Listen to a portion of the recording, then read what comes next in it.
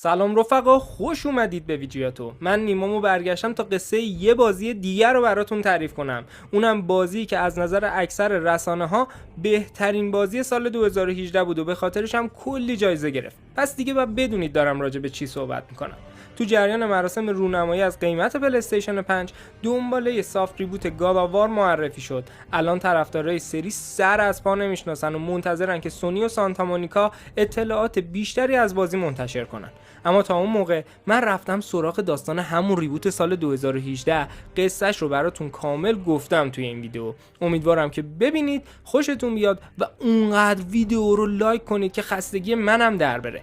اگه تعداد کامنت ها و لایک ها هم زیاد بشه حتما قصه نسخه های اورجینالم براتون میگم. پس حسابی بهتره کنید دیگه. بدون هیچ توضیح اضافه‌ای بریم سراغ داستان بازی گاد آف وار. داستان بازی شما رو به ده‌ها سال بعد از وقایع قسمت سوم و کشته شدن تک تک خدایان المپ به دست کریتوس میبره. اما تفاوت اینه که کریتوس دیگه توی یونان زندگی نمیکنه و به طرز عجیبی پاش رسیده به قلمرو خدایان شمالی. اونجا تجدید فراش هم کرده و واسه خودش بچه دارم شده. البته اگه نسخه اصلی رو بازی کرده باشید میدونید که کریتوس کلا شانس نداره تو این چیزا. اینو قسمت جدید گاد آف وار هم ثابت میکنه و تو همون دقیقه اول به همون نشون میده که فی همسر دوم کریتوس هم مرده. البته مرگ فی یه مرگ ساده و بی دردسر هم نبوده. نه، اون به عنوان آخرین درخواستش از کریتوس خواسته که همراه پسرشون آتروس به بلندترین نقطه کل 9 قلمرو بره و خاکسترش رو توی آسمونای اونجا پخش کنه.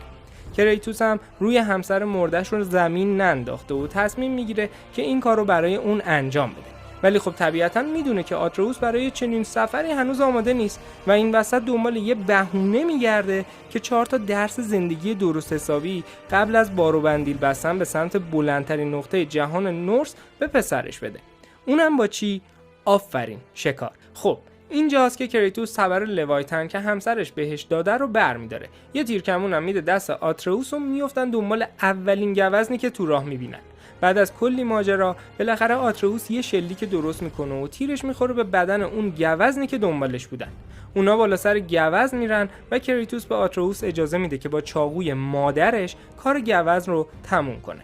اما این بدترین موقعیت واسه درس زندگی دادن به یه بچه 10-12 ساله، چون همون موقع یه ترول عظیم و جثه سر کلش پیدا میشه و لحظه پدر فرزندی قهرمانای قصه ما رو خراب میکنه. البته این ترول بدبختم به کاهدون زده بود و نمیدونست که کشتن یه ترول واسه کسی که کل خدایان المپ رو کشته همچین کاری نداره. همین اتفاق هم میفته و بعد از کشته شدن این ترول به دست کریتوس و آتروس اونا به سمت خونهشون برمیگردن تا بعد از یکم استراحت سفرشون رو شروع کنن. اما همین که میرسن خونه کریتوس میبینه یه جوون لاغرندامی جلوی در خونش وایساده و هر کاریش هم میکنه شرش کم نمیشه. البته کریتوس تو این صحنه کظم غیظ میکنه و نشون میده که تغییر کرده، ولی این بابا که اسمش بالدوره و توی اساطیر نورس به عنوان خدای نور و شادی شناخته میشه اینجا بچه پروبازی در میاره و یه دفعه دست روی کریتوس بلند میکنه.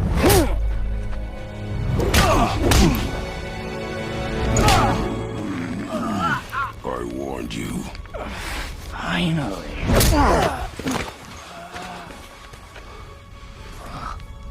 You would not listen.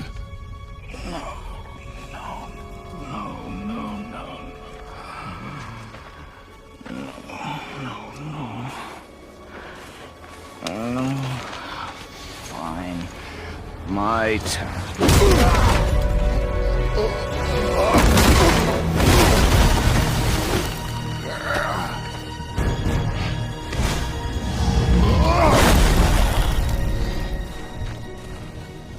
How incredibly disappointing.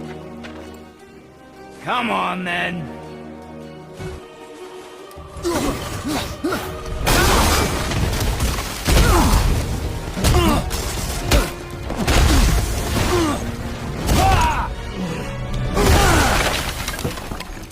Tell me what I want. Pain stops real simple. Why are there 2 beds in here?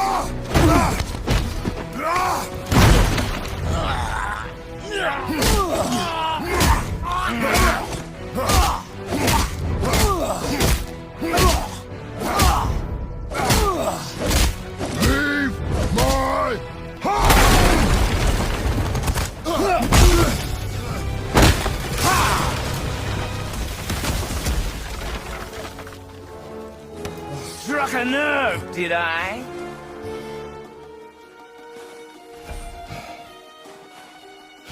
Pointless!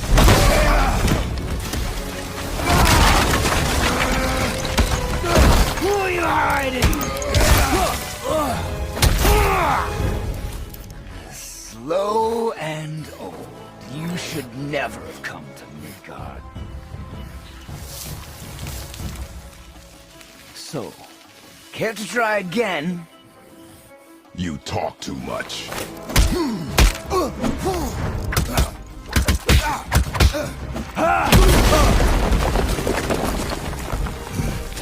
You won't talk?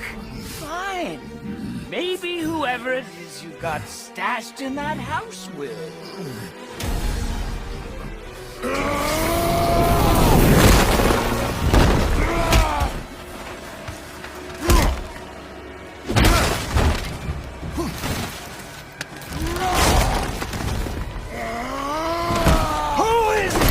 Who are you afraid I'll find?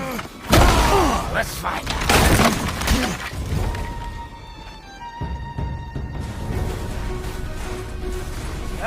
Still bore me.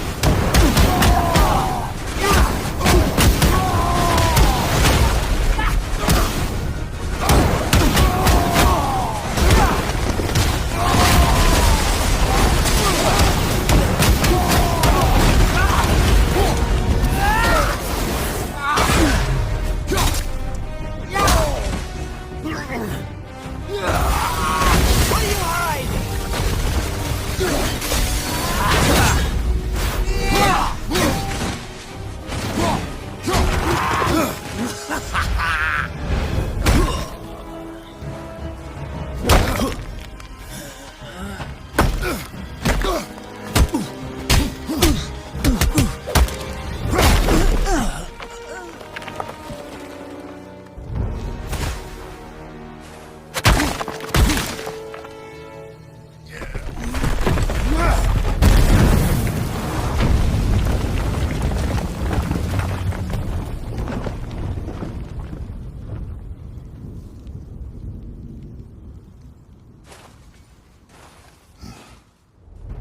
کریتوس که میبینه وضعیت خونه دیگه اصلا امن نیست، دست آتروس رو میگیره و بدون هیچ آمادگی قبلی سفرشون رو شروع میکنه. اما آتروس واقعا آماده این سفر نیست و از همون اولم اینو نشون میده. توی میونه راه قهرمانای قصه ما یه گراز میبینن که همچین یه ظاهر عجیب و غریبی داره.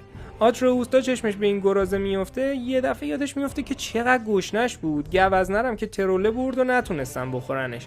پس یه تیر میزنه به این گرازه و سعی میکنه که بکشتش. البته این گرازی که آتروس بهش تیر میزنه یه حیوان معمولی نیست، نه، یه جورایی جادویی و مال کسی نیست جز شخصی به نام فریا. فریا تو جریان وقایع بازی به جادوگر بیشه معروفه، ولی در اصل همسر اودین بوده که به دلایلی از قلمرو خدایان طرد شده و دیگه باهاشون زندگی نمیکنه. فریا آتروس و کریتوس رو یه جورایی میشناسه و میدونه که اونا کیان. برای همین خیلی از تیر خوردن گراز شاکی نمیشه و با مهربونی تمام به آتروس و کریتوس میگه برای رسیدن به مقصدشون باید خودشون رو به دریاچه 9 قلمرو برسونن. دریاچه‌ای که یه جای معمولی نیست و کسی توش زندگی میکنه که ابعادش حتی واسه کریتوس هم قابل درک نیست.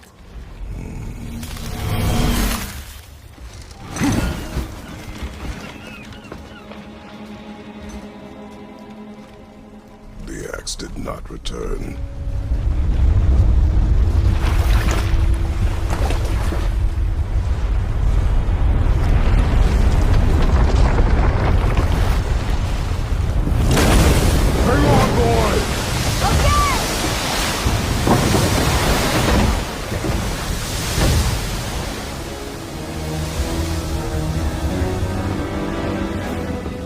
What is this?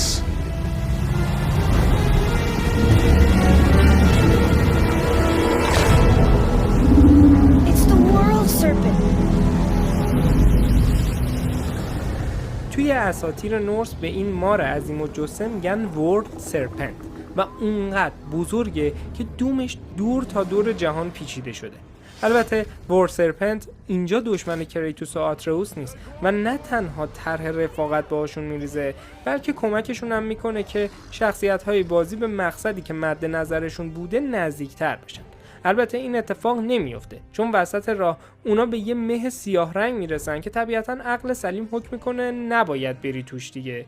این وسط فریا هم سر و کله‌اش به شکل عجیبی یه دفعه پیدا میشه و اونم در مورد این مه سیاه رنگ به کریتوس و آتروس هشدار میده. البته فریا یه راهکار هم داره. اون به کریتوس و آتروس میگه که اگه میخواین از این مه خطرناک عبور کنید باید برین دنبال لایف آف آلفهایم. اینجوری میشه که به مسیر کریتوس و آتروس یکم اضافه میشه و اونا مجبور میشن برگردن به دریاچه 9 قلمرو و از اونجا با بایفراس که مثل یه آسانسور قلمروهای مختلف رو به هم وصل میکنه یه سر به سرزمین آلفهایم بزنه. البته همون جور که انتظار میرفت آلفهایم یه جای آروم و معمولی نیست و تو جریان وقایع بازی محل حکمرانی الفهای سیاهه.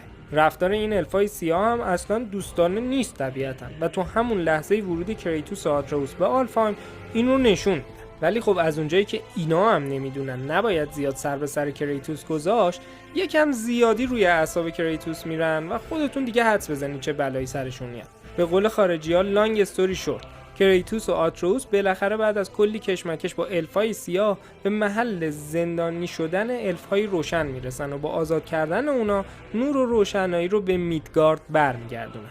این وسط لایت آف الفهایم هم پیدا میکنن و باهاش از وسط همون مه سیاهی که مسیرشون رو سد کرده بود رد میشن.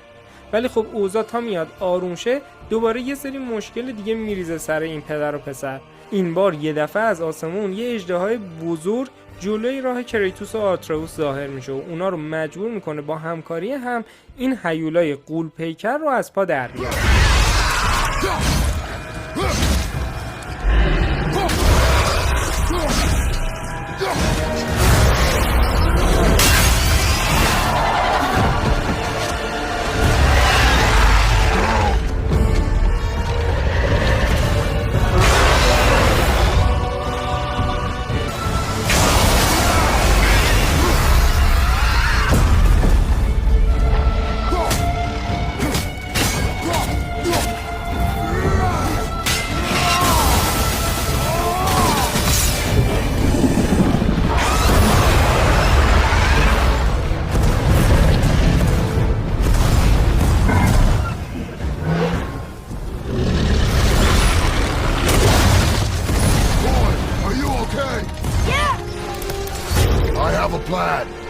Be ready to lower the crane on my mark. I don't know how this thing works. I do not care.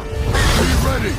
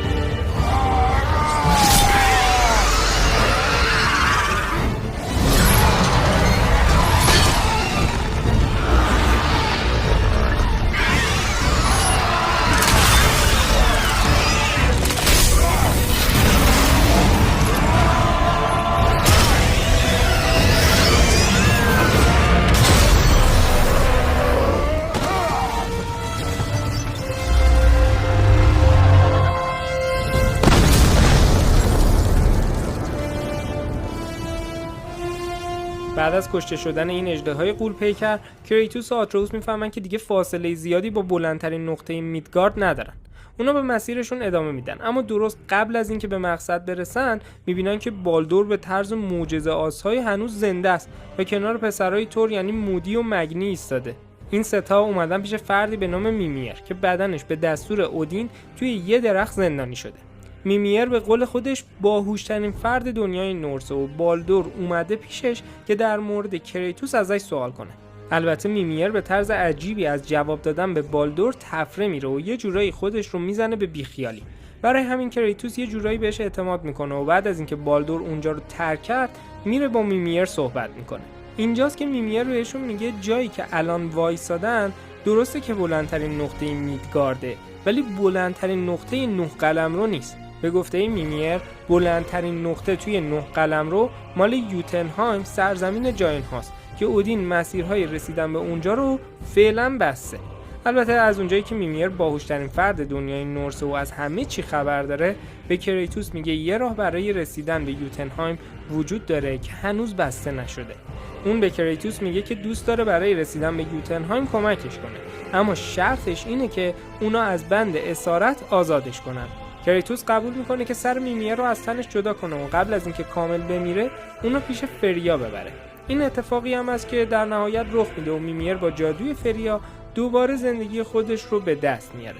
رویارویی دوباره فریا با میمیر چندان خوشایند نیست و معلومه که رابطه اینا با هم شکرابه، ولی جفتشون به این باور دارن که کریتوس نباید گذشته خودش و خدا بودنش رو از آترئوس مخفی کنه و باید حقیقت رو به پسرش بگه. کریتوس هم چون خوب میدونه کی و چی کار کرده، از این قضیه کلاً تفره میره و بر این باوره که سکوتش باعث میشه آترئوس در امان بمونه و به زندگی عادیش ادامه بده. کریتوس و آترئوس دوباره برمیگردن به سمت دریاچه 9 قلمرو و این بار اجازه میدن که میمیر با ورد سرپنت صحبت کنه تا این مار غول پیکر مسیرهای تازه‌ای رو به قلمروهای مختلف برای کریتوس و آترئوس باز کنه.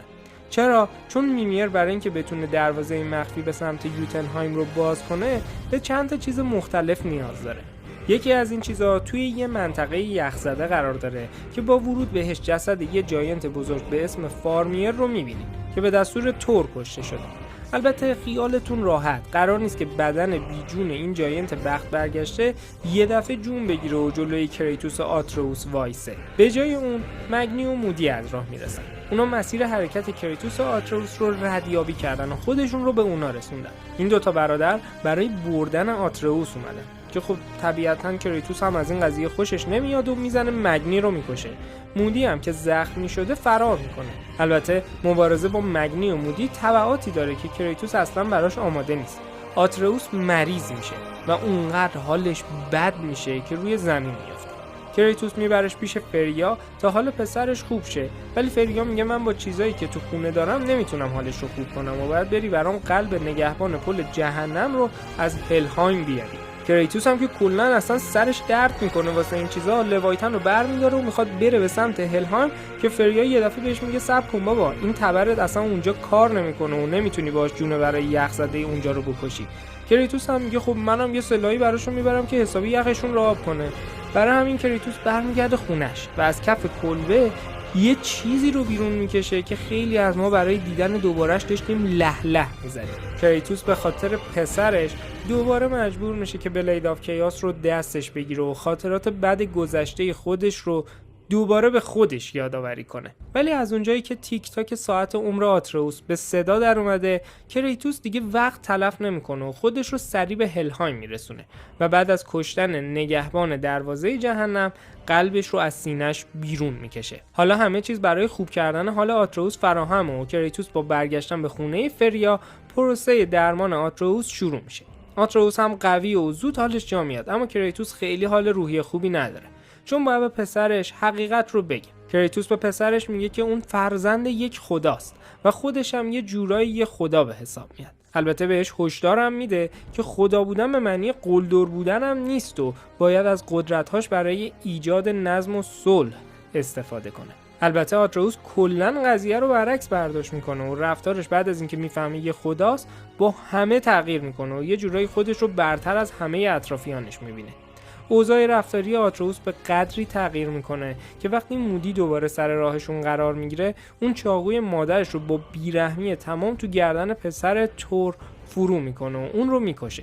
اینجاست که کریتوس همون چیزی رو میبینه که همیشه ازش میترسیده. برای همین جلوی پسرش وای میسه و در مورد عواقبی که این کارهاش میتونه داشته باشه براش میگه. You killed against my wishes. You lost control. Haven't you been teaching me to kill? I've been teaching you to survive. We are gods, boy. That makes us a target. From now until the end of days, you are marked. So I teach you to kill, yes, but in defense of yourself. Never as an indulgence. Nobody cared about him anyways. What's the difference? There are consequences to killing a god! Why? How do you know? How do you know? Watch your tone, boy. بعد از این اتفاقات بالاخره کریتوس و آتروس با کمک میمیر دروازه مخفی یوتنهایم رو باز میکنن. اما تو همین لحظه یه دفعه سر و کله بالدور به شکل عجیبی پیدا میشه و همه چیز رو خراب میکنه. بالدور شروع میکنه به کتککاری با کریتوس. تو همین گیرودار آتروس هم که هنوز اعتماد به نفس کاذبش از بین نرفته، تیر میذاره توی کمونش و فکر میکنه که میتونه بالدور رو بزنه. اما مثل همون اولای بازی بازم نشونش خطا میره و تیرش میخوره به شونه کریتوس بدبخت. بالدور هم از فرصت استفاده میکنه، دروازه رو خراب میکنه و آتروس هم میگیره تو بغلش و از بالای صخره خودش رو میندازه روی یه اژدهایی در حال حرکت. کریتوس هم همین کارو میکنه و پشت همون اژدها اونقدر بالدور رو میزنه که بیخیال آتروس شه. بعد از این همه کشمکش بالاخره آتروس و کریتوس از پشت اژدها پرت میشن پایین و میافتن وسط هلهایم. کریتوس هم حسابی شاکی میشه و شروع میکنه به سرزنش کردن پسرش. You will listen to me and not speak a word. I am your father, and you, boy, are not yourself. You are too quick to temper. You are rash, insubordinate, and out of control. This will not stand. تو مسیر برگشت اونا بالدور رو چند بار دیگه هم میبینن و متوجه میشن که اون در اصل پسر فریاست و مادرش به خاطر اینکه آسیبی به فرزند عزیزش نرسه یه جادو جنبلی روش گذاشته تا هیچ چیزی نتونه بهش آسیب برسونه. بله، بالدور رویینتنه و تقریباً، تاکید میکنم تقریباً، هیچ چیزی نمیتونه باعث کشتنش بشه. اون حتی نمیتونه درد رو احساس کنه و همین موضوع خیلی روح و روانش رو تحت تاثیر قرار داده. اصل مشکلات بالدور با مادرش هم سر همین قضیه است. کلاً چشم نداره دیگه فریا رو ببینه و اونو یه آدم خودخواه میدونه که بعدش هم نمیاد حتی بکشتش. البته بذارید اینجا به یه نکته هم اشاره کنم. گفتم تقریباً بالدور نسبت به همه چیز مسئوله و برای این تاکیدم روی واژه تقریباً دلیلم دارم. یه نوع ماده سبز رنگ توی دنیای نورس هست که اگه به بدن بالدور فرو بره میتونه جادوی فریا رو از بین ببره و اون رو دوباره فانی کنه. ما این ماده سبز رنگ رو توی بازی به دست میاریم. سینری که یکی از آهنگرای مهم دنیای نورسه، تیرایی رو وسط بازی به آتروس میده که با استفاده از همین ماده سبز رنگ ساخته شدن. ولی خب فریا تا این تیرها رو توی تیردان آتروس میبینه، اونا رو ازش میگیره و میندازشون توی آتیش. دلیلش هم واضحه دیگه، نمیخواسته کسی پسرش رو بکشه.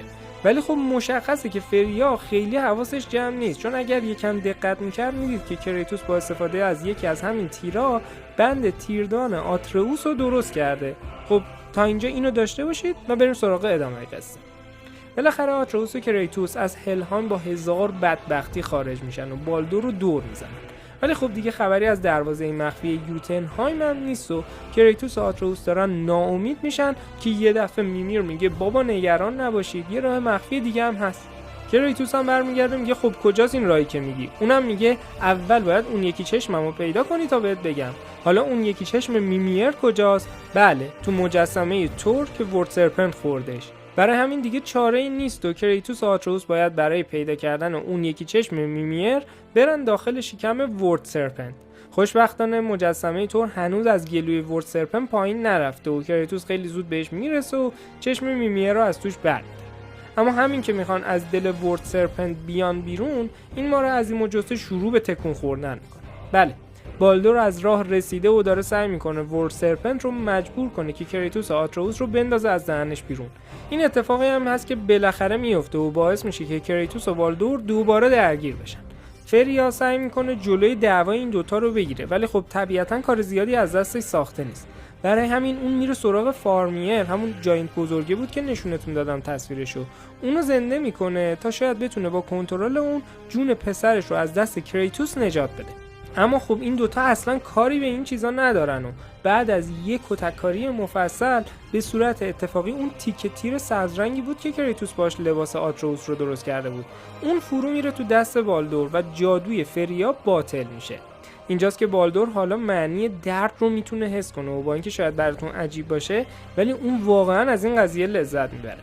کریتوس و آتروس هم حسابی از خدمتش در میان، اونقدر میزننش که دیگه جرئت نکنه باشه. ولی بالدور پروتر از این حرفاست و تا کریتوس از روی سینش پا میشه و جونش رو بهش میبخشه میره سمت فریا تا مادر خودش رو خفه کنه. فریا هم اونقدر پسرش رو دوست داره که هیچ مقاومتی در مقابلش نمیکنه. اما از اونجایی که خود کریتوس این راهو تا تهش رفته و به این باور رسیده که بچه‌ها نباید والدین خودشون رو بکشن، میره سمت بالدور و Why do you even care? You could have walked away. The Cygolians here must be better than this.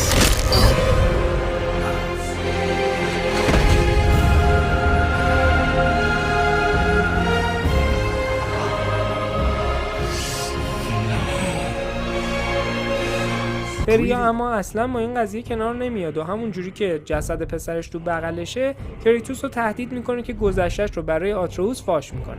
اما از اونجایی که کلا کریتوس دوست نداره کسی تهدیدش کنه، آتروس رو خودش صدا میزنه و همه چیز رو براش میگه. Listen close. I'm from a land called Sparta. I made a deal with the god that cost me my soul. I killed many who were deserving, and many who were not.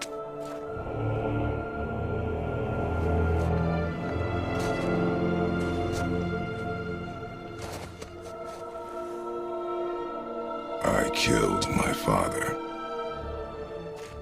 بعد از اعتراف کریتوس، اون در کنار آتروس راهی مسیری میشه که به گفته میمیر به یوتنهایم میرسه. اونا با طی کردن مسیری که میمیر بهشون گفته به یه دروازه میرسن. دروازه‌ای که پشتش دقیقاً بلندترین نقطه دنیای 9 قلم رو قرار داره. کریتوس با استفاده از چشم دوم میمیر این دروازه رو باز میکنه و با آتروس به سمت بلندترین نقطه یوتنهایم حرکت میکنه. با رسیدن به بالاترین نقطه یوتنهایم، اونا به یه سالن عجیب میرسن.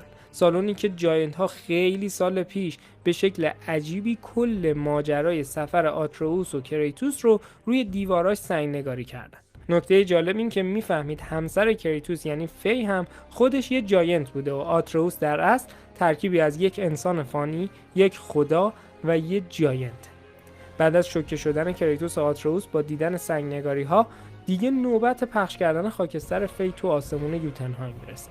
کریتوس بالاخره آخرین آرزوی همسرش رو برآورده میکنه. اما قبل از اینکه کریتوس به پسرش بگه که وقت برگشتن به خونه است، آتروس بهش میگه که منو توی سنگ‌نگاری‌ها با یه اسم دیگه صدا میزدن. این اسم چیزی نیست جز لوکی و در اصل اسمیه که فی میخواسته روی پسرش بذاره. در اصل اینجا قصه ماجراجویی کریتوس و آتروس هم تموم میشه و اونا برمیگردن به خونه.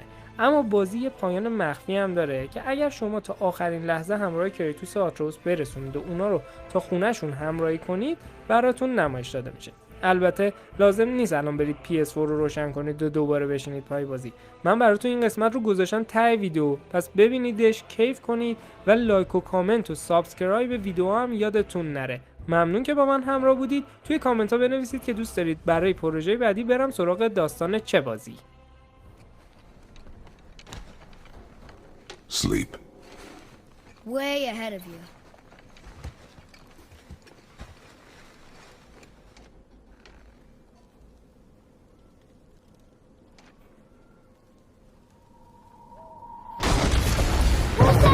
The ball!